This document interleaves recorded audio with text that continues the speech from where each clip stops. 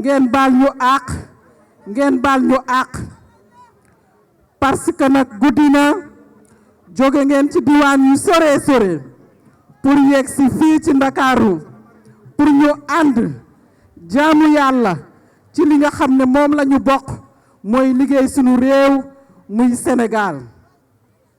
damay tàmbale di nuyoo képp koo xam ne déplacé wu nga fii tey ñëw ci bés bii fekke ci lancement mouvement ànd dekkal yaakaar. may nuyu ak sant ñi nga xam ne samay collègues député lañu monsieur le ministre honorable député Birima Mangara.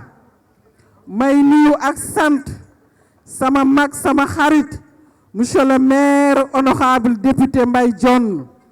may nuyu ak sant sama mag sama xarit directeur général honorable député monsieur le maire de Malicounda.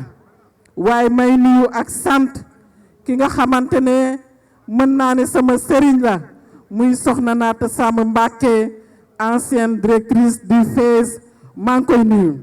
la délégation de Bougane Gueye Dany maa ngi koy nuyu gëm sa bopp. délégation Adja Ndeye Saly Diop Dieng maa ngi leen di nuyu. sama sœur Dior Diong bu UJTL maa ngi koy nuyu. waaye nag dama am sama doom sama xarit sama confidence sama lépp muy papa Jamil Sarr ci Fatick maa ngi koy nuyu. di nuyu samay frère ñoom Ndiaw Fall ñoom Abdoulahat. waaye nag benn loxo du yëngatu nii ñu taxawee nii da ngeen a gis Aliou Faye sama wet ñu koy woowee Alioune Mbine toog muy jàmbaar. ngeen gis Coumba Ndoffène Diouf sama wet commune Niakhar. waaye ngeen gis Ousmane Senghor président mouvement Point Fort mu nekk jàmbaar. waaye tamit ngeen gis Babacar Poukham Ernest Ngom Abdoulaye Kane bi nga xamante ne département de Kaolack. waaye la région du sud Abdoulaye Diallo ak képp koo xam ne ñoo nga fii tey. képp ku déplacé wu ñëw toog ci présidium bi ñoom Rokhaya Tidiane mënuma lim ñëpp nuyu naa leen sant naa leen. commune Diarekh awma seen fay. commune Ngayokhem Loul Sessène Bambey Dakar ñaari tali la commune des Biscuiteries Mboudaye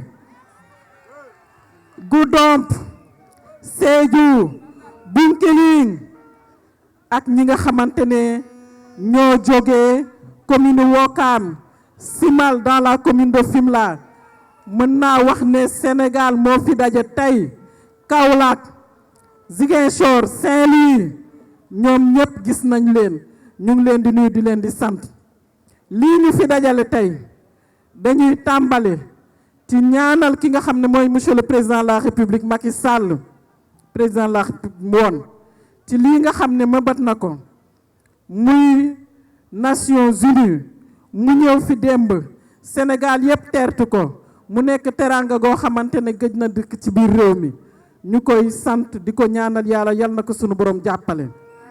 duma revenir ci li mu def ci réew mi. li may waxaat te Mbaye Dione wax ko léegi ñun dañoo tàmbali politique ci parti démocratique sénégalais. may nuyu képp koo xam ne bokkoon naa ak yow mouvement des élèves et étudiants libéraux ak UJTL te yéen ñëpp ngeen ñëw fii tey fekkee bés bi. waaye tamit ñu jóge foofu ànd ak président Macky Sall Alliance pour la République. bu ñu àndee lépp luy liggéey ñu def ko ci wetam. gagné élection bu nekk ci biir Sénégal. président Macky Sall 2012 yàlla jox ko réew mi. 2019 suñ borom jox ko réew mi. 2024 ñeneen jël réew mi. mu am ambition dem nekk secrétaire général des Nations Unies. man Thérèse sama wax du ma ko nëbb. Mbaye Dione boo tëddee nelawal.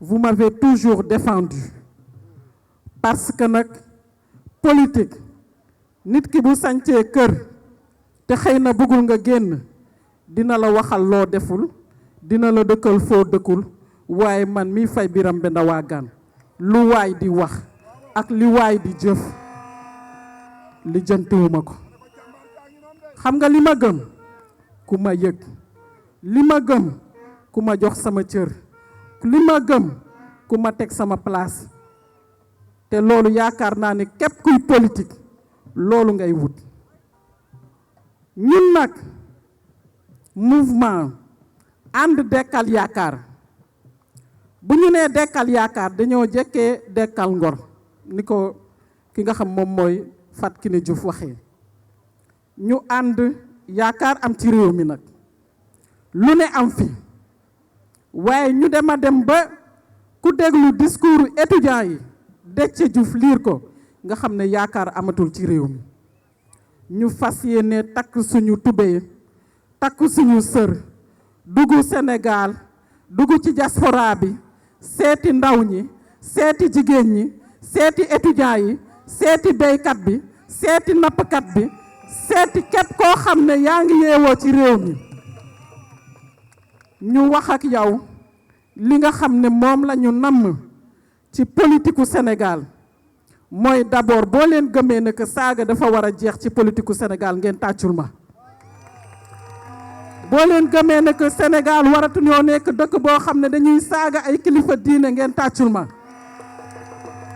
boo leen gëmee ne que Sénégal intellectuel yi ñuy jàng ak ñi nga xam ne seen xol set na dañoo war a taxaw ci kanam ci décider ngeen wax ma réew mi ñëpp a ko bokk kenn moomu ko dañu doon naan l'État a le monopole de la violence légitime ñu nangu ko ndax loolu état la waaye aucun parti politique n'a le monopole de la violence légitime on est en politique c'est la démocratie nous sommes en politique c'est la liberté d'expression nous sommes en politique ku nekk da nga am sa xalaat bu baax teg ko ci table bi pour réew mi jëm kanam ñun mouvement ànd dekkal yaakaar looloo tax ñu jóg te bu loolu weesoo ñun dañu ne ci façon bi ñuy defee politique wax naa ko léegi na fi saaga jeex na fi xuloo jeex na fi xam-xam tegu na fi liggéey dekkiwaat na sunu maam Abdoulaye Wade doon wax travailler encore travailler toujours travailler rusuma di ko citer ndax je suis libéral dans l'âme may wax ne un Sénégal de tous pour tous président Macky Sall moo ko waxoon dañu war a delluwaat ci loolu bourse familiale dafa war a delluwaat ci dëkk bi étudiants yi dañu war a gisaat seen bopp ci réew mi seen bourse warul tardé chantier yi dañu war a continuer lépp loo xamante ne nekk na loo xam ne day suqali réew mi dañ ko war a tegaat ci yoon ñun lu ñuy def làmbatuwuñu parce que nag xam nañu Sénégal làmbatuwuñu parce que nag dugg nañ ci dëkk bi làmbatuwuñu xam nañ aussi actuellement li réew mi di dund ma leen di lancer un appel solennel xeex bi ci élection locale yi lay commencer bépp ndaw bu gëm sa bopp dëggalal sa bopp ci sa commune dem xeex ànd ak ña nga war a àndal ngeen gañe commune yi gérer ko jëriñ seen askan bu loolu paree ndax dañuy dem élection législative wala déet waaye buñ ca yeggee takkuwaat leen tànn leen des dignes représentants du peuple pas des députés qui insultent des institutions pas des députés qui insultent leurs collègues pas de députés qui n'ont aucune conscience de l'avenir de ce pays waxuma ne nag ñëpp noonu lañ mel waaye assemblée lañ nekk am na ci loo xamante ne war nañ ko xoolaat ci sunu réew ci leneen lu ñuy woowaat waa Sénégal mooy mouvement bii gis ngeen ne jigéen a ko jiite waaye jigéen bu ko jiitee tamit ay góor yu am fula ay góor yu taxaw ay góor yu xam politique yàgg yëngatu ci politique ñoo ànd ak man ci lii ñu sanc tey te buñ dee jigéen xam li suñu yaay yi daan dund xam li suñu papa yi di dund xam li suñu rakk yi di dund xam ne tey jigéen buy dem ci marché bi ba ngay egg ba ngay dugaat sa kër am nga problème ndax sa dépense dina mot ndax jamono ju metti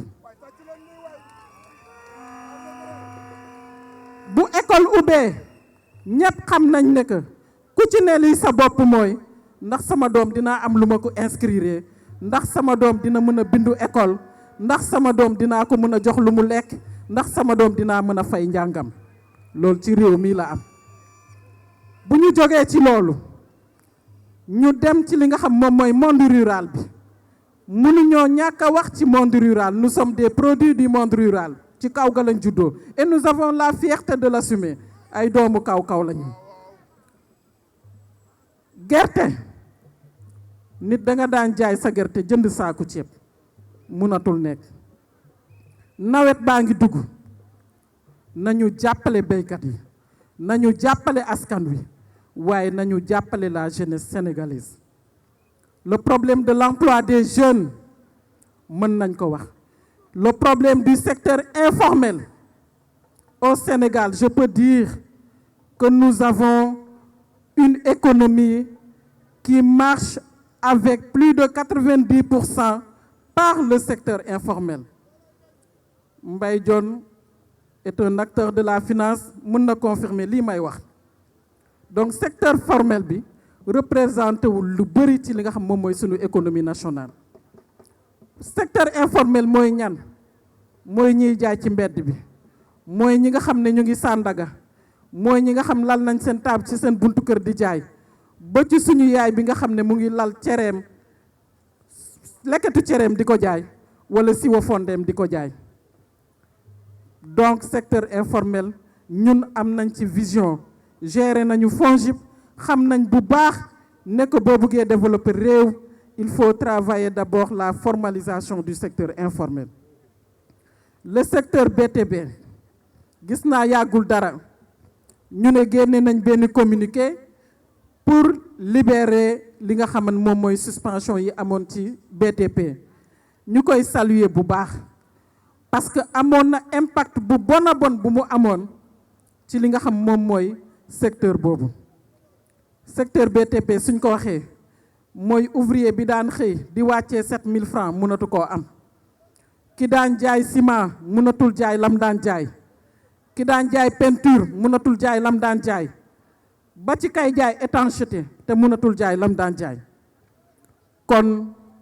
ñun li ñuy wax mooy ñun prôné wuñu politique u toj politique u xasse wala politique u jaxase ñun dañuy prôné une politique constructive nañu taxaw gis li baax ñu wax ñi ñi ne que lii baax na te lii lañu war a def pour réew mi donc ñuy wax encore une fois que le mouvement And Dekkal Yaakaar nous ne sommes pas un mouvement de plus judduwuñu rek pour ñu ñuy compter comme mouvement te les prochains jours vous confirmeront que nous serons partout dans le pays et dans la diaspora et c'est l'occasion de saluer nos militants de New York, d'Allemagne, d'Italie et de la France et je peux dire que liggéey bii bañ ko tàmbalee ëpp na juróom-benn at juróom-benn weer ñu liggéey ko liggéey bu set wicc fas yéene koo continuer xamal leen ne làmbat wuñu et encore une fois incha allahu rabbi dañ leen di jox rendez-vous élection locale yi di ñëw ndaw ñi dëggal leen seen bopp jigéen ñi dëggal leen seen bopp leader yi nga xamante ne am nañu vision ci réew mi mu mel ni ñii ma fekk si fii tey muy Maguette Sène di Birima Mangara di ki nga xam moom mooy waa Bëggam Sa Bopp ba ci ki nga xam moom mooy AFP ak ñi bëggoon ñëw te ñoom ñëpp ñëwuñu dama jàpp ne que la recomposition politique du Sénégal Île du Saloum jërëjëf la recomposition politique se fera et elle est déjà en train de se faire recomposition politique su ma ko waxee mooy képp ku nekk am nga foo nekk am vision di ci liggéey waaye nag lu ñuy naan xar day weesu mbote acte bii ñuy posé tey du acte de déloyauté ku ñu àndaloon dañ koo gunge ba mu jeexal te ci lu mu nekk ñu nekk ca ba tey démb rek a ci mujj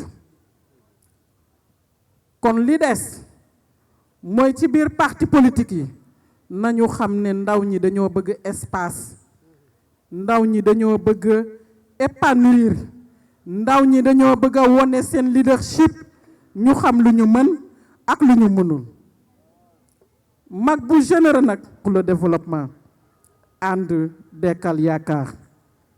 Je voudrais tout d'abord remercier chacune et chacun d'entre vous pour votre présence exceptionnelle ici sur ce haut lieu symbolique, expressif de notre engagement militant et de notre détermination commune à marcher la main dans la main vers la refondation et le renouveau politique.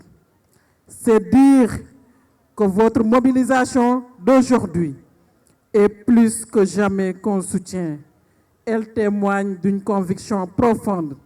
Le Sénégal mérite que nous nous engagions davantage pour son développement, sa stabilité et son avenir. Je rends grâce à Dieu, le Tout-Puissant, pour nous avoir permis de vivre ces moments historiques. Je voudrais également exprimer ma reconnaissance à toutes les femmes, à tous les hommes qui depuis plusieurs mois travaillent sans relâche à la préparation de cette journée. Leur engagement discret, mais déterminant, a rendu possible cette belle rencontre. Leur engagement, dois-je le dire avec force, est le premier acte fondateur de notre mouvement. Chers compatriotes, notre pays traverse une période exigeante. En effet, les attentes de nos populations sont immenses et multiformes. Notre jeunesse aspire à un emploi décent. Nos femmes souhaitent davantage d'opportunités économiques. Nos territoires réclament plus d'équité. Nos producteurs veulent dignement du fruit de leur travail. Nos entrepreneurs attendent un environnement plus favorable, etc. Face à ces responsabilités, nous avons le devoir d'agir et c'est pourquoi nous avons choisi l'engagement plus que la résignation. Nous avons choisi l'action plutôt que le discours sans lendemain.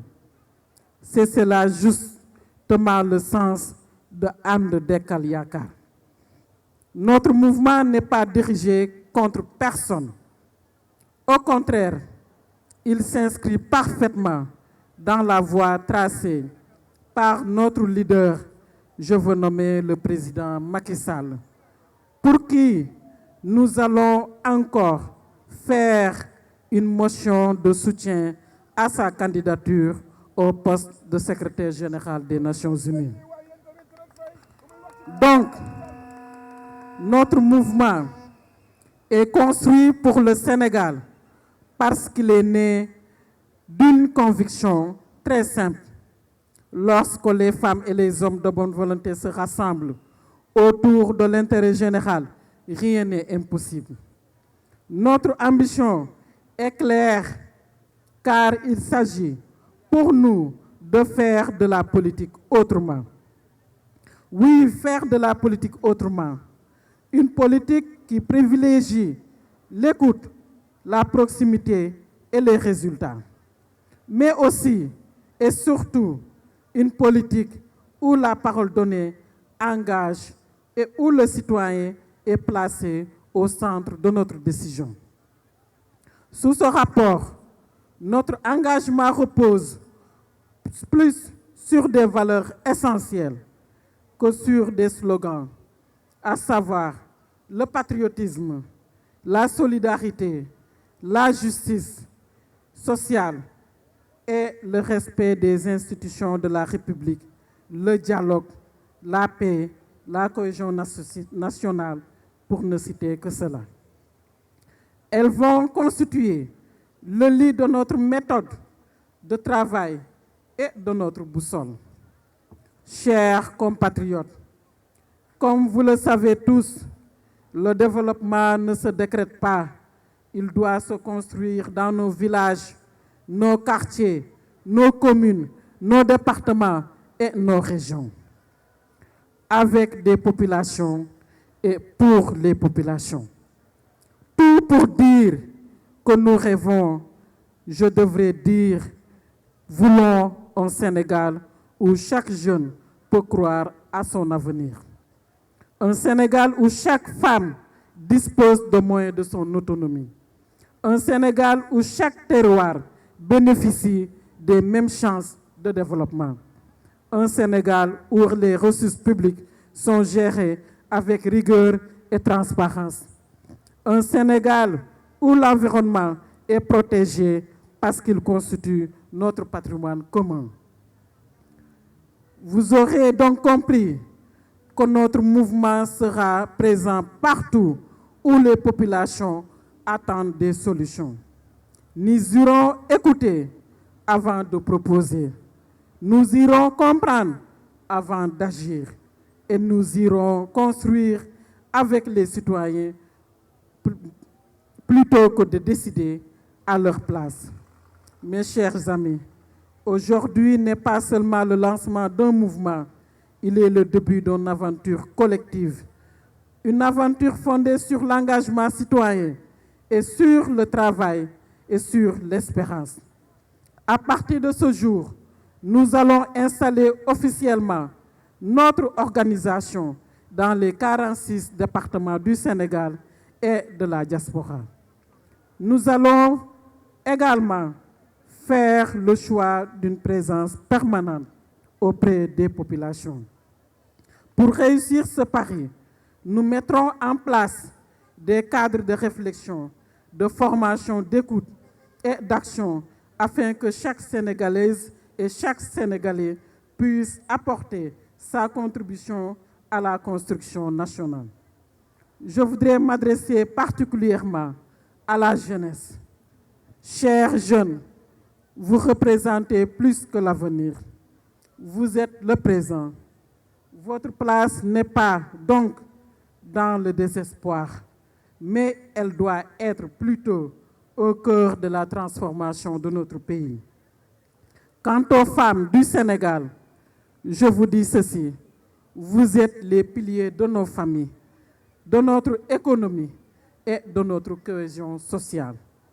Mes chers compatriotes, permettez-moi enfin d'avoir une pensée empreinte d'une profonde gratitude pour toutes les personnalités qui ont eu à marquer mon parcours politique et humain. À chacune d'elles, j'exprime ma profonde reconnaissance. Toutefois, je tiens à dire, pour ces personnes qui ont eu à marquer mon histoire, je peux citer singulièrement le président Macky Sall, à qui je rends un hommage différent. Je dois à la vérité et de dire que l'expérience acquise à ses côtés nourrit aujourd'hui ma détermination à servir davantage notre pays avec loyauté, humilité et le sens de l'État. Chers compatriotes, le moment est venu de nous lever ensemble, de croire de nouveau à nos capacités, d'unir nos compétences pour inaugurer les chantiers de la refondation politique et bâtir une nouvelle dynamique de développement. C'est pourquoi je lance aujourd'hui, avec l'ensemble de ces personnalités ici présentes qui nous ont accompagnés, avec qui nous avons eu à partager ce projet, avec qui nous avons cru ce projet, à lancer solennellement à toutes les Sénégalaises et Sénégalais ce mouvement dénommé And Dekkal Yaakaar. Aux jeunes, aux femmes, aux travailleurs, aux agriculteurs, aux pêcheurs, aux enseignants, aux entrepreneurs, aux élus territoriaux que nous sommes, à notre diaspora. Rejoignez-nous, rejoignez Action nationale pour le développement, And Dekkal Yaakaar, pour servir le Sénégal, un Sénégal plus juste, un Sénégal plus solidaire, un Sénégal plus prospère, un Sénégal plus responsable et plus durable. Que Dieu bénisse chacune et chacun d'entre nous. Que Dieu bénisse notre mouvement. Que Dieu bénisse le Sénégal.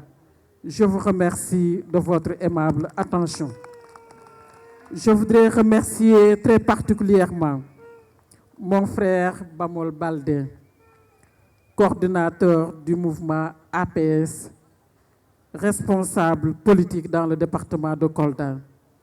Bamol, pour la petite histoire, Aliou, nous avons fait le syndicalisme ensemble. Vous êtes nos aînés. Ma sœur Ami Amel Top, effectivement, Madame Ami Amel Top, honorable HCCT, je vous salue et je vous remercie de votre présence. Adja également. Donc, je voudrais, Salif, si vous le terminez, qu'on permette, même si on a changé le protocole, parce que nous avions eu l'intention de faire cette résolution de soutien au président Macky Sall pour sa candidature aux Nations Unies. Je voudrais appeler notre camarade Abdoulaye Kane de la région de Kaolack de nous lire la résolution. Vous remerciez tous. Guidma Manoun, Santa Amanoun, Moukina Inorna, Kam Communque, Sénégal, département Fatick, Niodior, les îles, Nun Fop, Inwen Guidma Noun, Dionewar, Sédhiou, Tamba, Kolda, Fatick, Ngayokhem, Niakhar, partout. Santa Anoun. Il est annoncé que indi na xaye ka injang courage en 2 mai saxle indi me